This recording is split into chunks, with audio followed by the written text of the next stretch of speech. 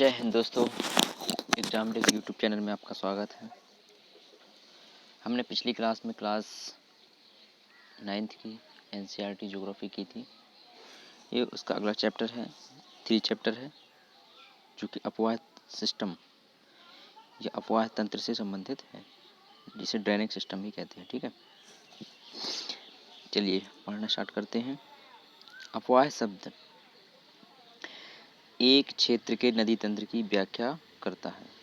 भारत के भौगोलिक मानचित्र को देखिए, आप पाएंगे कि विभिन्न दिशाओं से छोटी छोटी धाराएं आकर एक साथ मिल जाती हैं तथा एक मुख्य नदी का निर्माण करती हैं।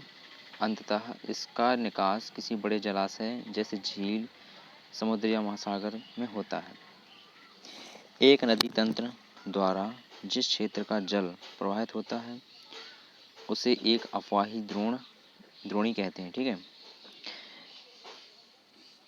इसके बाद ये जानते हैं भारत में अपवाह तंत्र के बारे में, है ना। ये लिखा है, ऊंची क्षेत्र जैसे पर्वत, उच्च भूमि दो पड़ोसी अपवाह द्रोणियों को एक दूसरे से अलग करती हैं। इस प्रकार की उच्च भूमि को जल विभाजक कहते हैं। ठीक है, चित्र में देखते हैं, ये देखिए, यानी कि यदि यहाँ से दो धाराएं बह रही हैं, ठीक है, यानी कोई जल विभाजक का काम करता है ना कोई, यानी कि इस द्रोणी को, यानी इस जल को, यानी यहाँ से नदियाँ बह रही थी, कोई बीच में एक कोई ठोस भूभाग आ जाता है तो ये द्रोणी दो भागों में बढ़ जाती है। इससे जो एक बाएं सिरे से एक और एक दाएं सिरे से निकल जाती है। ठीक है, तो ये जो बीच का क्षेत्र कहलाता है, तो ये जल विभाजक का कार्य करता है। ठीक है, विश्व की सबसे बड़ी अपवाह द्रोणी अमेजन नदी की है। सबसे बड़ी अपवाह द्रोणी कहाँ की है? अमेजन नदी की है ना। और आगे चलते हैं, भारत के बारे में पढ़ते हैं, भारत में अपवाह तंत्र के बारे में। भारत के अपवाह तंत्र का नियंत्रण मुख्यतः भौगोलिक आकृतियों के द्वारा होता है। इस आधार पर भारतीय नदियों को दो मुख्य वर्गों में बांटा जा सकता है, हिमालय की नदियाँ, प्रायद्वीपीय नदियाँ। भारत के दो मुख्य भौगोलिक क्षेत्र से उत्पन्न होने के कारण हिमालय तथा प्रायद्वीपीय नदियाँ एक दूसरे से क्या हैं? भिन्न हैं। हिमालय की अधिकतर नदियाँ 12मासी नदियाँ होती हैं। इनमें वर्ष भर पानी रहता है क्योंकि इन्हें वर्षा के अतिरिक्त ऊंचे पर्वतों से पिघलने वाले हिम द्वारा भी जल प्राप्त होता है। ठीक है, हिमालय की दो मुख्य नदियाँ सिंधु एवं ब्रह्मपुत्र इस पर्वतीय श्रृंखला के उत्तरी भाग से निकलती हैं। इन नदियों में ने पर्वतों को काटकर गार्जों का निर्माण किया है। हिमालय की नदियाँ अपनी उत्पत्ति के स्थान से लेकर समुद्र तक के लंबे रास्ते को तय करती हैं। ठीक है, इसके बाद हम अपवाह प्रतिरूप के बारे में जानते हैं कि ये जब नदियाँ बहती हैं तो किस किस प्रकार के स्ट्रक्चर का निर्माण करती हैं। एक आयताकार प्रतिरूप में धाराएं एक निश्चित प्रतिरूप का निर्माण करती हैं, जो कि उस क्षेत्र की भूमि की ढाल, जलवायु संबंधी अवस्थाओं तथा अधः शैल संरचना पर आधारित होती हैं। ठीक है, यानी कि जब वहाँ अपवाह प्रतिरूप बनता है वो मुख्यतः कि वहाँ का ढाल कैसा है, वहाँ की जलवायु की अवस्था क्या है और शैल संरचना किस प्रकार की है उस पर निर्भर करता है। ठीक है, जालीनुमा, आयताकार, अरीय अपवाह प्रतिरूप हैं। द्रुमाकृतिक प्रतिरूप तब बनता है, यानी द्रुमाकृतिक जो प्रतिरूप बनता है किस कब बनता है? जब धाराएं, है ना, उस स्थान के भूस्थल की ढाल के अनुसार बहती हैं। इस प्रतिरूप के मुख्य धारा तथा उसकी सहायक नदियाँ एक वृक्ष की शाखाओं की भांति प्रतीत होती हैं। ये देखिए चित्र, देखिए, ये है द्रुमाकृतिक अपवाह। ठीक है, यानी कि मुख्य शाखा के साथ साथ बहुत सी आखिरी नदियाँ मिलती हैं इसमें, है ना, इस तरह से, यानी कि शाखाओं की भांति काम करती हैं। ठीक है, जब सहायक नदियाँ मुख्य नदी समकोण पर मिलती हैं तब जालीनुमा प्रतिरूप का निर्माण करती हैं। ये देखिए, यहाँ पर देखिए, मतलब समकोण पर मिलती हैं, यानी कि इस तरह से नदियाँ आती हैं, इस तरह से आके मिल जाती हैं, है ना, ये, या फिर आके इस तरह से आके मिल जाती हैं, ये इस तरह से आके मिल जाती हैं। ठीक है, तो ये क्या बनाती हैं? समकोण जालीनुमा आकृति का निर्माण करती हैं। ये यहाँ पे फिगर में देख सकते हैं आप। ठीक है, इसके बाद आगे चलते हैं।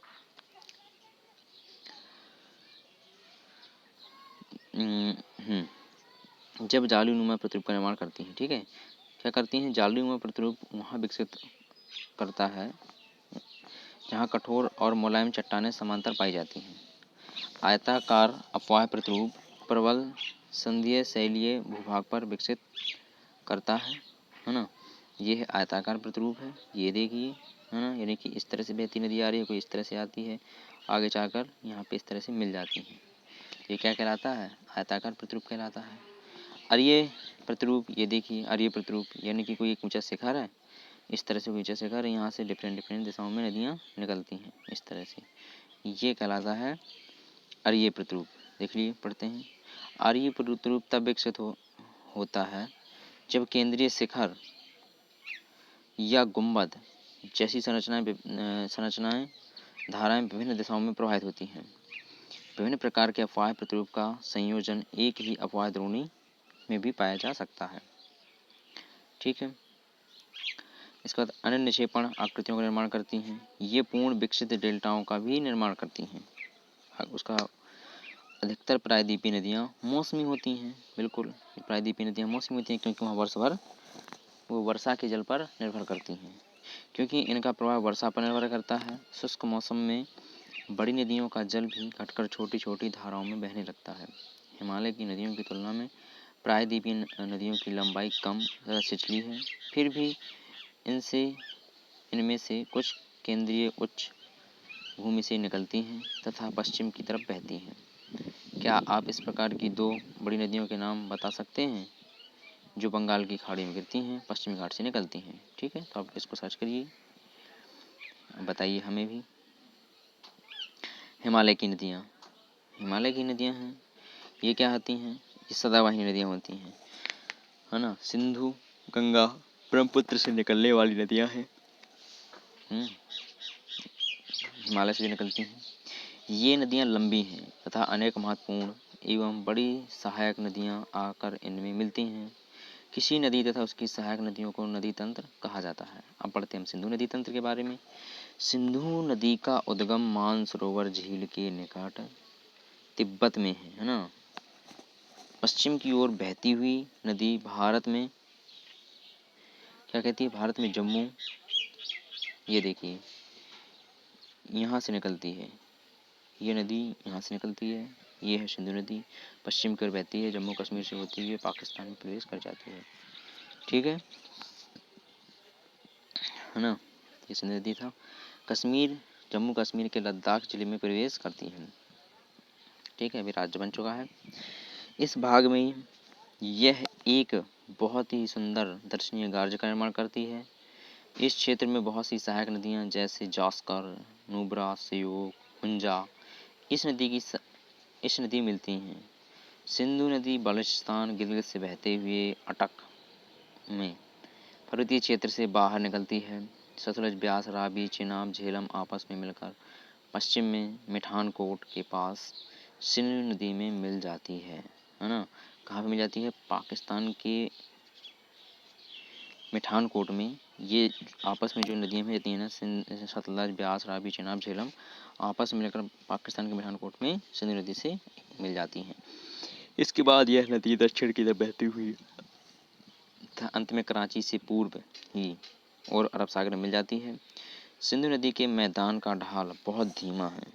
सिंधु द्रोणी का 1/3 से कुछ अधिक भाग भारत के जम्मू कश्मीर, हिमाचल तथा पंजाब में तथा शेष भाग पाकिस्तान में स्थित है। 2900 किलोमीटर लंबी सिंधु नदी विश्व की लंबी नदियों में से एक है।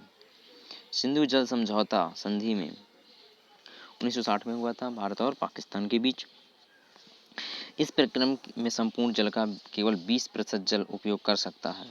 इस जल का उपयोग हम पंजाब, हरियाणा, राजस्थान के दक्षिण पश्चिम भागों में सिंचाई के लिए करते हैं। ये हुआ था सिंधु जल समझौता के तहत 1960 में हुआ था। ठीक है, अब पढ़ते हैं हम लोग गंगा नदी तंत्र। गंगा नदी तंत्र, गंगा की मुख्य धारा क्या है? भागीरथी। ठीक है, गंगोत्री हिमानी से निकलती है तथा अलकनंदा उत्तराखंड के देवप्रयाग में इससे क्या होता है? मिलती हैं। हरिद्वार के पास गंगा पर्वतीय भाग को छोड़कर मैदानी भाग में प्रवेश करती हैं। हिमालय से निकलने वाली बहुत सी नदियाँ आकर गंगा में मिलती हैं। इनमें से कुछ प्रमुख नदियाँ हैं यमुना, घाघरा, गंडक तथा कोसी है। यमुना नदी हिमालय की यमुनोत्री हिमानी से निकलती है। यह गंगा के दाहिने किनारे के समांतर बहती है तथा इलाहाबाद में गंगा में मिल जाती है। यमुना नदी का संगम कहाँ पे है? कहाँ पे है? यह इलाहाबाद, जिसे वर्तमान में प्रयागराज कहा जाता है। घाघरा, गंडक, कोसी नेपाल हिमालय से निकलती हैं। कहाँ से निकलती है? नेपाल हिमालय से। हमने पढ़ा था ना हिमालय के डिवीज़न में, ठीक है। इसके कारण प्रत्येक वर्ष उत्तरी मैदान के कुछ हिस्सों में बाढ़ आती है, जिससे बड़े पैमाने पर जान माल का नुकसान होता है। लेकिन ये वे नदियाँ हैं जो मिट्टी को उपजाऊपन प्रदान कर कृषि योग्य भूमि बना देती हैं। प्रायद्वीपीय उच्च भूमि से आने वाली मुख्य सहायक नदियाँ चंबल, बेतवा, सोन हैं। ये अर्ध शुष्क क्षेत्रों में से निकलती हैं। इसकी लंबाई कम तथा इनमें पानी की मात्रा भी कम होती है, ठीक है। बाएं और दाहिने किनारे की सहायक नदियों के जल से परिपूर्ण होकर गंगा पूर्व दिशा में पश्चिम बंगाल के फरक्का तक बहती है, ठीक है। यह गंगा डेल्टा का सबसे उत्तरी बिंदु है। यहाँ नदी दो भागों में बढ़ जाती है। इसकी एक शाखा है जिसे भागीरथी है ना और हुगली दक्षिण की तरफ बहती हैं तथा डेल्टा के मैदान से होते हुए बंगाल की खाड़ी में मिल जाती हैं। मुख्य धारा दक्षिण की ओर बहती हुई बांग्लादेश में प्रवेश करती है। ब्रह्मपुत्र नदी इसमें आकर मिलती है। अंतिम चरण में गंगा और ब्रह्मपुत्र नदी समुद्र में विलीन होने के कारण पहले मेघना के नाम से जानी जाती हैं। गंगा तथा ब्रह्मपुत्र के जल वाली यह बृहद नदी बंगाल की खाड़ी में मिल जाती हैं। इन नदियों के बनाए गए डेल्टा सुंदरवन डेल्टा के नाम से जाना जाता है, ठीक है। तो मतलब यह गंगा नदी तंत्र है, ये कहाँ से निकलता है? यमुनोत्री ग्लेशियर से निकलता है, इस तरह से बहते हुए पश्चिम बंगाल के फरक्का में यहाँ जब निकलती है तो इसका नाम भागीरथी होता है। जब हरिद्वार में प्रवेश करती है तो इसका नाम गंगा पड़ता है। और यहाँ पे एक नदी आकर मिलती है प्रयागराज में, जिससे यमुना नदी मिलती है, जिसके यहाँ पे संगम बनाती है। इसके बाद ये आगे गंगा के नाम से बढ़ती हुई पश्चिम बंगाल में फरक्का तक यह दो भागों में बढ़ जाती है। एक भाग दक्षिण की ओर, एक भाग बांग्लादेश की ओर प्रवाहित हो जाता है। इसका यहाँ नाम पुनः भागीरथी हो जाता है। जब बांग्लादेश में प्रवेश करती है तब इसका नाम पद्मा हो जाता है, ठीक है। जब पद्मा और ब्रह्मपुत्र नदी यानी कि जमुना नदी वहाँ पर मिलती है ना, और वहाँ से फिर मिलती है, वहाँ से एक नदी और मिलान होता है, जैसे मेघना नदी कहते हैं। और ये अंतिम रूप में मेघना नदी के नाम से समुद्र में बंगाल की खाड़ी में प्रवाहित हो जाती है। और ये हुगली नदी है, ठीक है। ये हुगली नदी यहाँ से जो कोलकाता इसी किनारे बसा हुआ है, ऐसे बहती हुई ये भी बंगाल की खाड़ी में मिलती है, ठीक है। सुंदरवन डेल्टा का नाम वहाँ पाए जाने वाले सुंदरी पादप से लिया जाता है। सुंदरवन डेल्टा विश्व का सबसे बड़ा एवं तेजी से वृद्धि करने वाला डेल्टा है। यह रॉयल बंगाल टाइगर्स भी पाए जाते हैं, ये याद रखिएगा। क्योंकि सुंदरवन डेल्टा क्यों कहा जाता है? क्योंकि वहाँ वृक्ष जो बोलते हैं सुंदरी के वृक्ष कहते हैं, बहुत ही सुंदर होते हैं देखने में, इस कारण से उन्हें सुंदरवन डेल्टा कहा जाता है। और यहाँ पे रॉयल बंगाल टाइगर, यहीं पर बब्बर शेर भी यहीं मिलता है, ठीक है। इसके बाद गंगा की लंबाई की बात करते हैं तो 2500 किलोमीटर से अधिक है। गंगा नदी के प्रवाह तंत्र को हम पहचान सकते हैं, बिल्कुल पहचान सकते हैं। अम्बाला नगर सिंधु तथा गंगा नदी तंत्रों के बीच जल विभाजक पर स्थित है। कौन? अम्बाला नगर। अम्बाला से सुंदरवन तक मैदान की लंबाई 1800 किलोमीटर है, परंतु इसके ढाल में गिरावट मुश्किल से 300 मीटर है। दूसरे शब्दों में प्रति 6 किलोमीटर की दूरी पर ढाल में गिरावट केवल 1 मीटर है। इसलिए इन नदियों में अनेक बड़े बड़े विसर्ग पाए जाते हैं। क्या पाए जाते हैं? इसलिए इन नदियों में अनेक बड़े बड़े विसर्ग पाए जाते हैं। ब्रह्मपुत्र नदी तंत्र। ब्रह्मपुत्र नदी तिब्बत की मानसरोवर झील के पूर्व तथा सिंधु तथा सतलज के स्रोतों के काफ़ी नज़दीकी से निकलती है, ठीक है। इसकी लंबाई सिंधु से कुछ अधिक है, परंतु इसका अधिकतर मार्ग भारत से बाहर स्थित है। यह हिमालय के समांतर पूर्व की ओर बहती है। नामचा और शिखर यानी 1757 मीटर के बीच पहुंचकर यह अंग्रेजी यू अक्षर जैसा मोड़ यानी कि इस तरह से प्रवेश करती है। भारत में अरुणाचल प्रदेश में गार्ज के माध्यम से प्रवेश करती है। यहाँ इसे दिहांग के नाम से जाना जाता है तथा दिबांग, लोहित, कैनुला तथा उसकी सहायक नदियाँ इससे मिलकर असम में ब्रह्मपुत्र का निर्माण करती हैं। ठीक है, लेकिन असम में जब आती हैं तो उसका नाम क्या होता है? ब्रह्मपुत्र होता है। ठीक है, ब्रह्मपुत्र को तिब्बत में सांगपो, बांग्लादेश में जमुना कहा जाता है ना। यहाँ पे इसके ब्रह्मपुत्र नदी के अलग अलग नाम हैं। ठीक है, तिब्बत में इसको सांगपो, बांग्लादेश में जमुना कहा जाता है। तिब्बत एक शीत एवं शुष्क क्षेत्र है, अतः यहाँ इस नदी में जल एवं सिल्ट की मात्रा बहुत कम होती है। भारत में यह उच्च वर्षा वाले क्षेत्र से होकर गुजरती है। यहाँ नदी में जल एवं सिल्ट की मात्रा बढ़ जाती है। असम में ब्रह्मपुत्र अनेक धाराओं में बहकर एक गुम्फित नदी के रूप में बहती है तथा बहुत से नदी द्वीपों का निर्माण करती है। ठीक है, माजुली पढ़ा था आपने कि माजुली क्या है? एक बहुत बड़ा द्वीप है जो कि ब्रह्मपुत्र नदी पर स्थित है। प्रत्येक वर्ष वर्षा ऋतु में यह नदी अपने किनारों से ऊपर बहने लगती है। यह बाढ़ के द्वारा असम तथा बांग्लादेश में बहुत अधिक क्षति पहुंचाती है। उत्तर भारत है ना,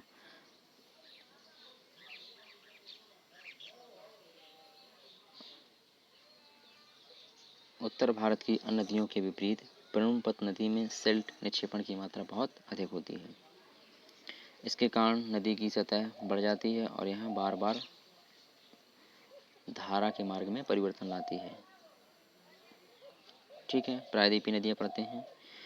प्रायद्वीपीय भारत में मुख्य जल विभाजक का निर्माण पश्चिमी घाट द्वारा होता है जो पश्चिम तट के निकट उत्तर से दक्षिण की ओर स्थित है। प्रायद्वीपीय भारत की अधिकतर नदियाँ जैसे महादेव नदी, गोदावरी, कृष्णा तथा कावेरी पूर्व की ओर बहती हैं, बंगाल की खाड़ी में गिरती हैं। ये नदियाँ मुहाने पर डेल्टा का निर्माण करती हैं।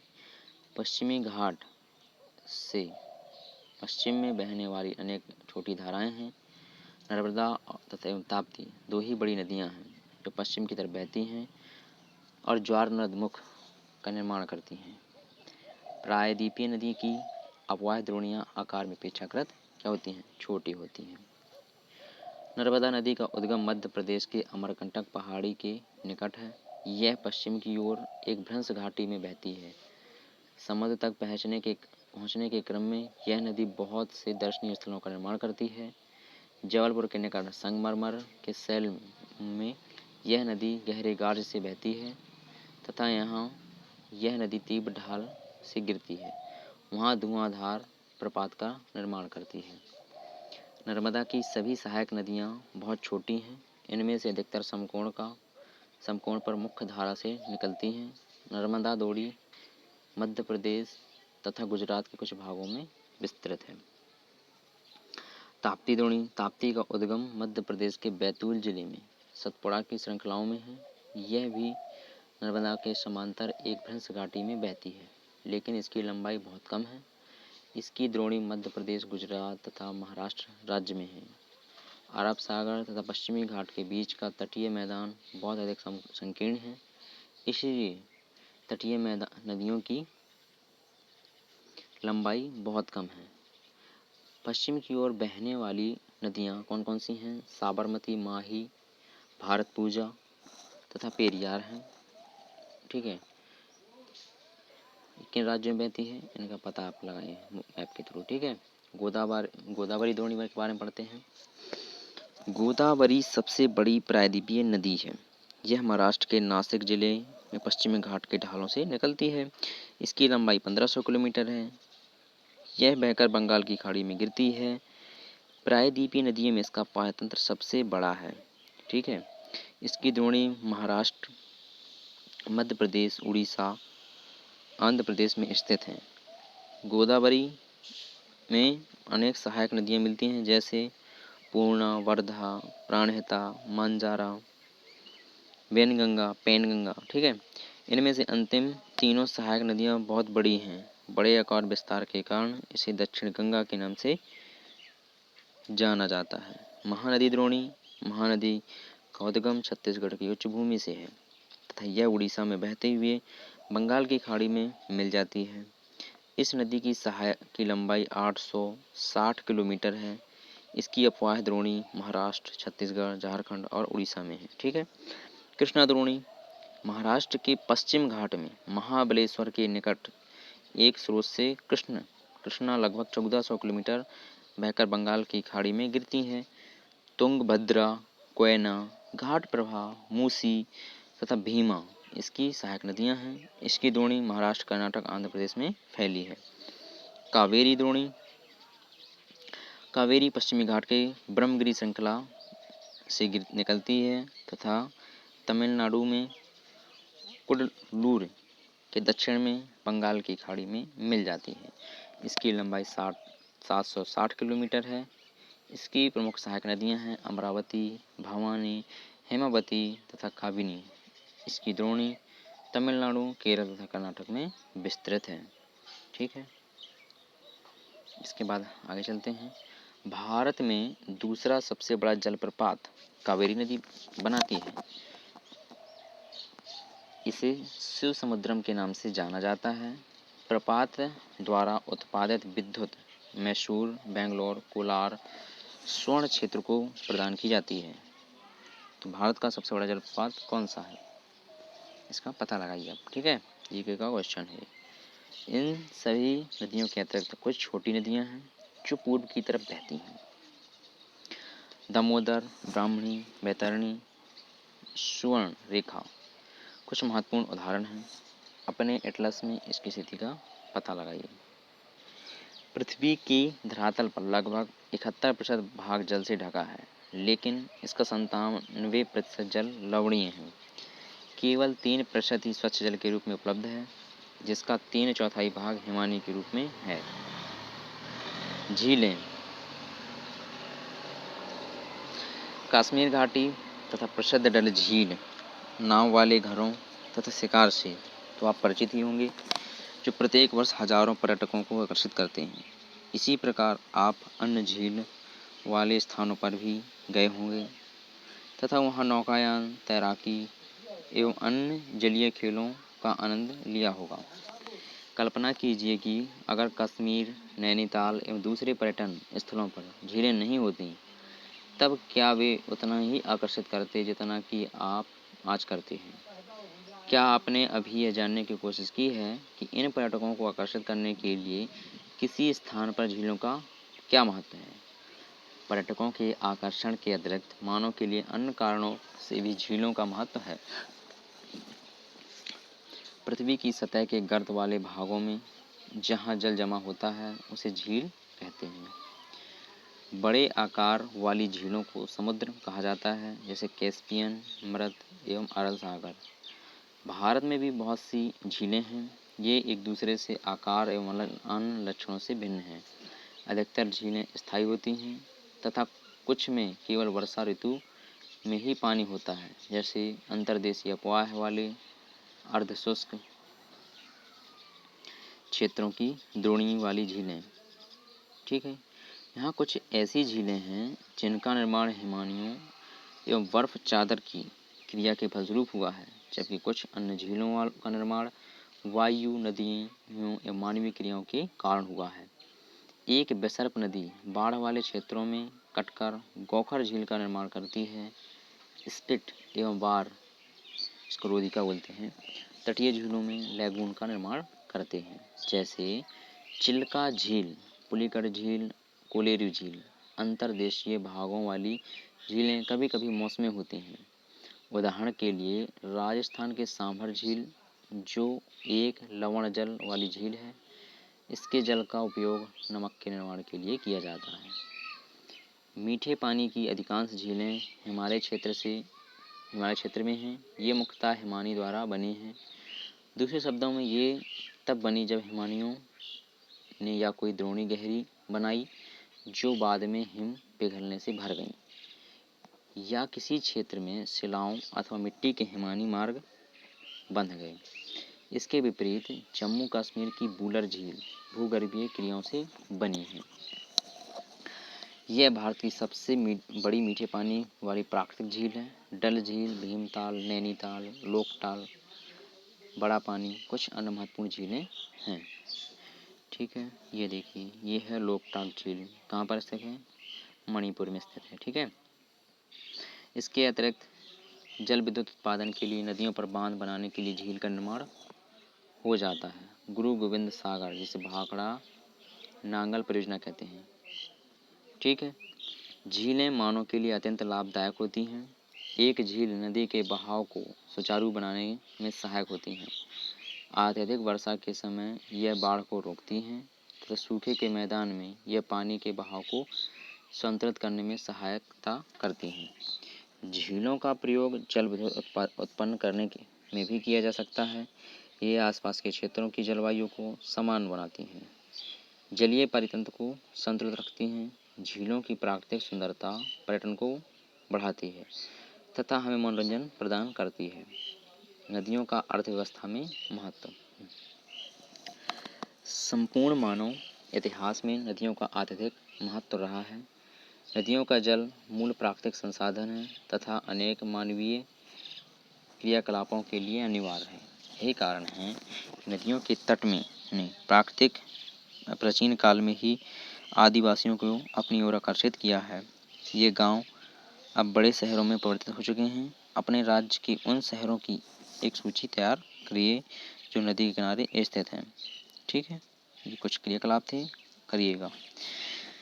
किंतु भारत जैसे देश के लिए, जहाँ की अधिकांश जनसंख्या जीविका के लिए कृषि पर निर्भर है, वहाँ सिंचाई, नौ संचालन, जल विद्युत निर्माण में नदियों का बहुत अधिक महत्व है। ठीक है, जल प्रदूषण के बारे में जानते हैं। ठीक है, नदी जल की घरेलू औद्योगिक कृषि में बढ़ती मांग के कारण इसकी गुणवत्ता प्रभावित हुई है। इसके परिणामस्वरूप नदियों से अधिक जल की निकासी होती है तथा इसका आयतन घटता जाता है। दूसरी ओर उद्योगों का प्रदूषण तथा अपरिष्कृत कचरे नदी में मिलते रहते हैं। यह केवल जल की गुणवत्ता को ही नहीं बल्कि नदी के स्वतः स्वच्छीकरण की क्षमता को भी प्रभावित करता है। उदाहरण के लिए दिए गए समुचित जल प्रवाह में गंगा का जल लगभग 20 किलोमीटर क्षेत्र में फैले बड़े शहरों की गंदगी को तनु करके समाहित कर सकता है, लेकिन लगातार बढ़ते औद्योगिकरण या शहरीकरण के कारण ऐसा संभव नहीं हो पाता तथा अनेक नदियों में प्रदूषण का स्तर बढ़ता जा रहा है। नदियों में बढ़ते प्रदूषण के कारण इनको स्वच्छ बनाने के लिए अनेक कार्य योजनाएं लागू की गई हैं। ठीक है, क्या आपने कभी ऐसी कार्य योजना के बारे में सुना है? नदी के प्रदूषित जल से हमारा स्वास्थ्य किस प्रकार प्रभावित होता है? बिना स्वच्छ जल का मानव जीवन, इस विषय पर विचार करें तथा अपनी कक्षा में वाद विवाद प्रतियोगिता का आयोजन करें। ये क्रियाकलाप जोड़ देता है कि आप इसका अभ्यास कर सकते हैं। ठीक है, यहाँ पर क्वेश्चन आते हैं कि हिमालय निम्नलिखित में से कौन सा वृक्ष की शाखाओं के समान अपवाह प्रतिरूप प्रणाली को दर्शाता है? बुलर झील, गंगा नदी का उद्गम। ठीक है, ये क्वेश्चन है। ठीक है, आपने देख लीजिए और पॉज करके वीडियो ने सॉल्व करने का कोशिश करिए। ठीक है, यदि वीडियो आपको पसंद आया हो तो हमारे चैनल को सब्सक्राइब करें, लाइक करें और दोस्तों के साथ शेयर करें। ठीक है, चलिए, वीडियो देखने के लिए आपका बहुत बहुत धन्यवाद। Thanks for watching this video.